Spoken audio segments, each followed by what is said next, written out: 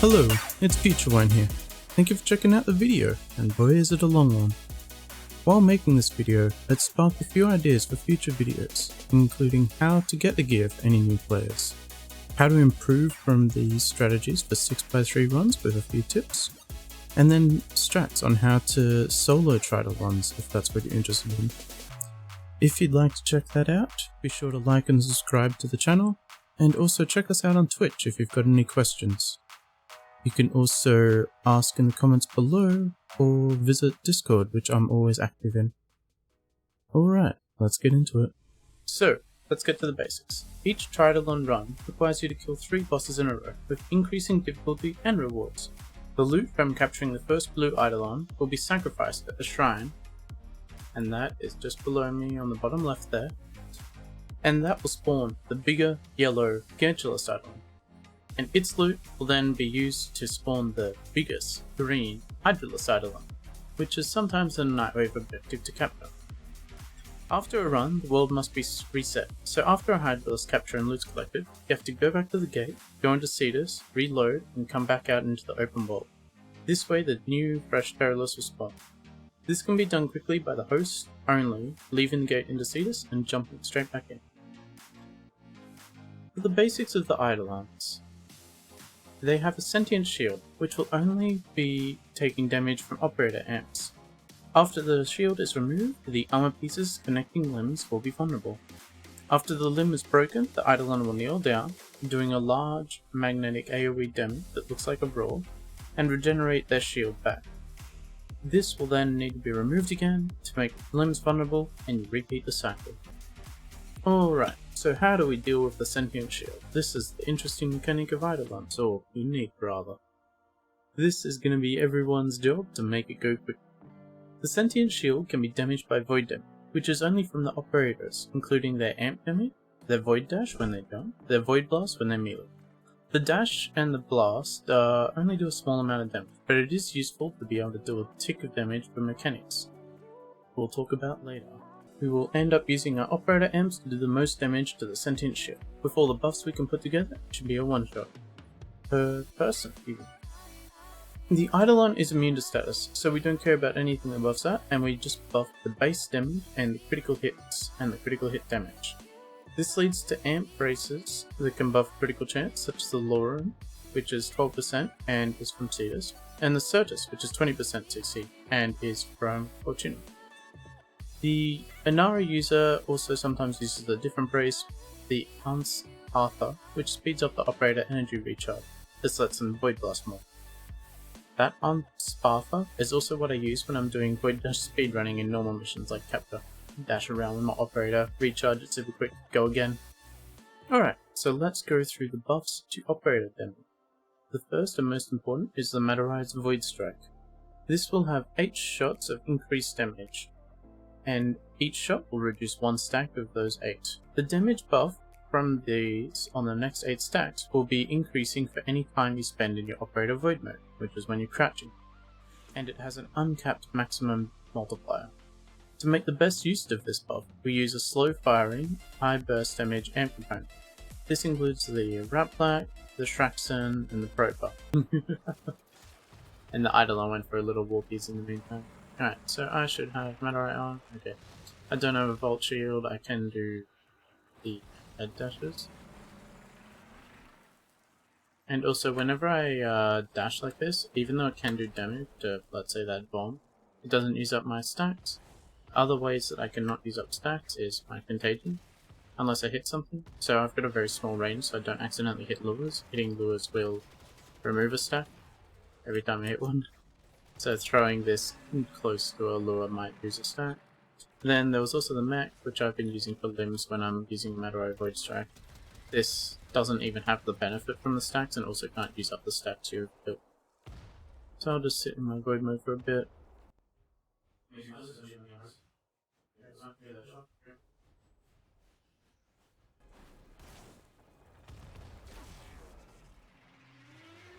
And then into the back. So I can save my shots for the shield breaking, not the limb breaking. Because it will use up the Void Strike stack on your Warframe guns. There could be a way to buff your flame damage.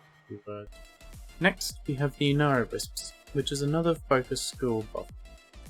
The Unairu Wisp provides 100% operator damage increase for 12 seconds after you pick it up. The pickup is spawned by the Unairu player void blasting an enemy, and this can even be done when the Eidolon is invulnerable, and the pickup will spawn on the ground between the knees of the Eidolon. The pickup experiences physics, so it can roll downhill or land up flat on the ground. So I can drop these wisps now. You can see those dropping between the legs. As it walks along, the center of mass changes, but legs changes. What's that? Alright, so I can come out and drop these. You'll see the little yellow wisp appear between the feet each time. And so people can pick those up, anyone in Squabble. And a single person using an Unairu Wisp can spawn infinite wisps for all of your allies to pick up, that you can all share. To share effectively, you want to remove the vacuum, such as fetch and vacuum mods from your pets, or maybe just remove your pets entirely, to be safe. This way, the 14 meter pickup vacuum is gone, and it's instead the 2 meter that's innate to your frame that you will be using. When the Unairu Wisp buff is combined with a Void Strike, a Void Strike of, let's say, times 12 combo will effectively become times 24 combo. And so for the players that are not using Unairu, we still want to use the Void Strike amps. Virtuous Shadow is the next one. On a headshot with your operator, you have a 40% chance at a 60% critical chance buff that lasts 12 seconds. This headshot can be procced while the boss is invulnerable by using the small void damage explosion of your Void Dash that is centered around where you arrive and where you leave from. This is definitely the toughest buff to proc out of all of them, and it takes quite a bit of practice. You want to aim the end of your Void Dash near the head, and then more consistently you can back away from the head and then try re-aiming the dash forward and go forward again. So keep in mind for this that W key does not need to be held for the forward dash, you just need to press Ctrl and space. And so if you then hold S while holding Ctrl and then press space, you'll go backwards, the complete reverse direction of your forwards. And of course, if you run out of operator energy for the dashes, you can refill with an energy pickup. There's quite a few under where the limb breaks, or with pizza from your gear wheel. And I've got those energy pizzas on our hotkey. So to get the buff, I usually, while holding crouch the entire time, press space, that launches me forward, hold S and then press space, that'll go backwards, and then release the S, press space again, and it'll send me back forwards, and I keep repeating until I run out of energy, until I see the buff appear in my top card, or if I run out of time and I need to shoot the Eidolon anyway without the buff. The final buff to our operators is the simplest to use, the Vault Shield. Any shots through a shield placed by a vault, the frame you can see on screen now, will have a 200% critical damage buff. This is the only Warframe ability that can buff operators, since it's externally buffing the projectile, not the operator. The Eidolon, by the way, has the exact same buff on his shield. So, to quickly go through that, you want to buff your damage with Void Strike and Unairu Wisps, and then buff your critical with the Virtuous Shadow for crit chance and the Vault Shield for crit damage. To make the best use of all of this, we'll use a slow firing high damage amp, which is going to be the Rathlack, the Shraxon, the Propa, and then we want a crit chance buff on the brace, such as the Lauren and the Certus, which the Certus is the best, and the Propa is the best, and those are the best combo for Eidolons using Madurai voice track. So, everyone has an operator, so everyone does the same thing with that operator. Details for specific roles will be later and may overrule this section. Firstly, everyone will head to the fresh blue Eidolon, which is marked by the host Limbreaker when they load, and visible as a blue pillar of light out of the ground at the lake where they spawn. When you arrive at the Eidolon, or maybe as you're travelling along, you can charge up the Void Strike and wait for the Terrorless to leave the water and become vulnerable. When it's vulnerable, you'll see purple above its head. Some people have learnt the timing of the animations and won't even have to look. While you're waiting for it to come out of the water, and within 12 seconds, you can proc the Virtuous Shadow and sit yourself behind the Vault Shield that should be placed. If the Limbreaker was quick to get their first shield, they will be able to drop some Unairu Wisp. Hopefully they'll be sitting on that Vault Shield as well for you to pick up. Be sure to uncrouch before you start shooting, that way your time spent crouching will apply to your Madurai Void Strike pack. And With your extra stacks of times 3 damage, you can shoot 3 Propa bursts and 2 Rappler.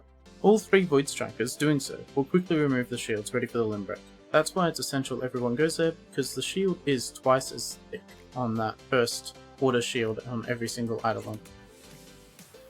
When we shoot those 5 shots earlier, that will leave all the players at 3 out of 8 Void Strikes left over, and that will account for 1 per limb left on the terror list, since it has 4 total limbs and you broke one with that first set of 5. So while the Eidolon is kneeling down, it is important that you jump back into your operator and wait and charge up your Void Strikes more, just to ensure your one-shots on the next sets. You don't want to shoot the limbs, leave that all to the limb breaker, who will be taking care of it with the paying attention to lures and making sure that the Eidolon won't teleport away. Now the Eidolon will kneel down after the limb gets broken. It will then, after a second or two, lift up its head and start a roar, the magnetic spike. This is a good cue for the start of when you want to proc your 12-second long buffs of Virtuous Shadow and the Unairu Wisps. I usually go for Shadow first, and then dash down into the Wisp. It's good that people pick up Wisp at different time, because the DPS, the Limb Breaker, can sit there spawning them just over time for new people to come pick up. Then, when you're finally ready with those 2 buffs, you can sit behind the Vault Shield, and then get ready to shoot 1 Propa. When you shoot it, you need to account for the 1.5 second explosion delay, and then also minus the ping to the host shift. So if you have a 100 ping to the host, you shoot at 1.6 seconds before you expect the Eidolon to be vulnerable if you have a ping of 100 to the host. This can be tested maybe while you're waiting in the gate area loading your first set on eidolon.com/games/propa. That will be linked below, where you can input the host ping and it will prompt you to press a button and see a timer.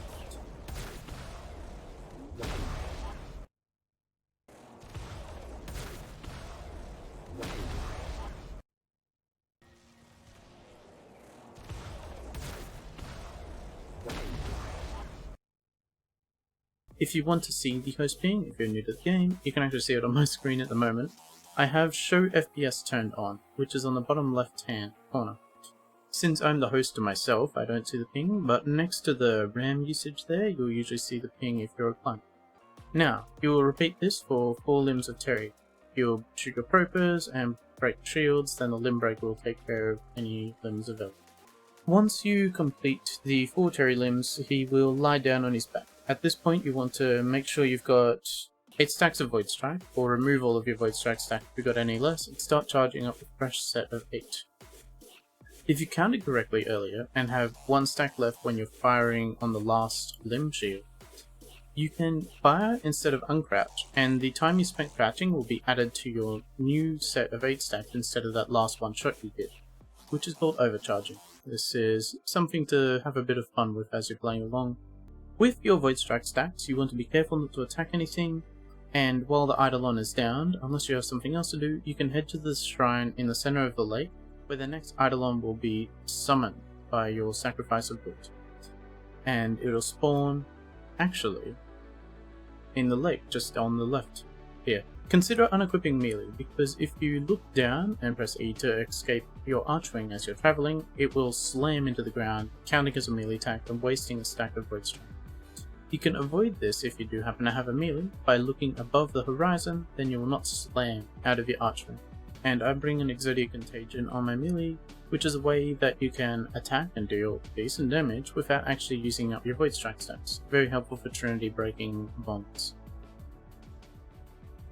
So, once you've gone to the shrine, you wait there in your operator. You've got more charging time, more opportunity to sit in your operator's void mode and charge up. And so that's why you want to reduce your travel time, get a bit of speed there. The loot will be teleported to the shrine if it goes well, and you can pick that up. If you pick it up in your operator and stay in operator the entire time, you can actually interact with the shrine in your operator. If you do, for some reason, switch back into your frame and then think, oh, I want to charge up, then jump back into your operator, you will have to interact with the shrine in your frame, because the shard that you picked up is now in the inventory of your frame, and so you have to be in your frame to spend it. A similar thing can happen with Archwing. You can pick up the loot in your Archwing and put it into the shrine in your Archwing, but if you switch to frame, then you have to put it into the shrine as your frame. So the frame is always the final option of where the loot might be. Every time you do interact with the shrine, be sure to double check that the interact prompt changes to remove shard instead of enter it. If someone clicks it before you, accounting for pings, so it might not feel like it, they'll place a shard and you won't be able to put it in until the animation is complete, so be sure to triple check. Once all the shards are in, for one per squad mate, then the Eidolon will spawn in a lake of one of the 4 spots ahead of us. We have one spawn on the close right, which is around here.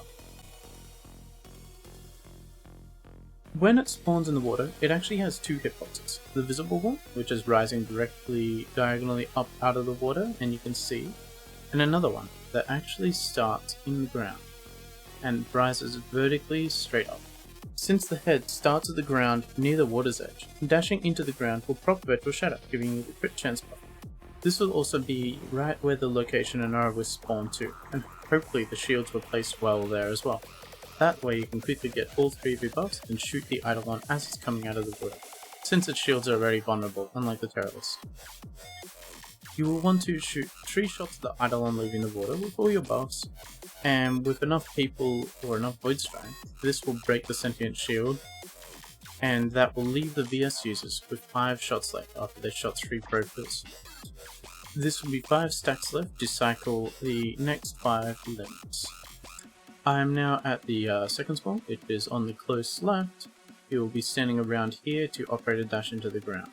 That is right next to the rock, just a little bit down here. The next spawn, which is mid, is just here. You'll dash into the ground right on this divot, and that will give you the headshot buff, and that's also where the pulse shield will be fixed. The final has the Eidolon kind of coming up out of the ground on the left here. This is the fast spawn, but the spawn still acts the same, that you can actually come to the ground right here, which is a small ridge line coming down. Dash into the ground, that's also where the Vault Shield will be placed, and that will be getting you a headshot buff and you can shoot through the shield. Even though the hitbox, or visual hitbox, is all the way up here, you can shoot your Propa down where I was just floating, and that will be able to hit the Eidolon right in the head. So, you will repeat the buffs that you were talking about with Terrorless, shoot 1 Propa on each shield, and hopefully at the end you'll have 1 shot left of the last limb shield, and you can overcharge your next set of stacks for the next Eidolon. You'll crouch during the Gentleless down phase, charge up your next set of Void Strike stacks, and then repeat the entire shrine and cycle the Eidolon shield. Then, after the Eidolon shield is destroyed, which is the last Eidolon, the loot will be teleported to the front of the gate, and you will collect all the shards, then extract through the gate. And like I was saying earlier, unless you're the host, the client should all just stay inside of the gate when they walk into there. That way the host can quickly walk out, walk in, and that'll reload the entire instance for everyone. And everyone can just hang out at this close by gate. I wonder if this opens for me. Hello, and thank you very much for watching the video. Hopefully you learned why operators are so essential to Eidolon hunts. The second part of this video will soon be uploaded, and it is the link in the description below. You can click that to find out what frames to bring, what the roles are, and what you're doing along the way of the hunt. This is all meant to be going together, but I decided to split the video up into 2 20-minute ones, rather than a colossal, humongous, insane length of a video, just to make it a bit easier on the viewers. Be sure to drop into Twitch if you got any questions, and I'm happy to answer at any time.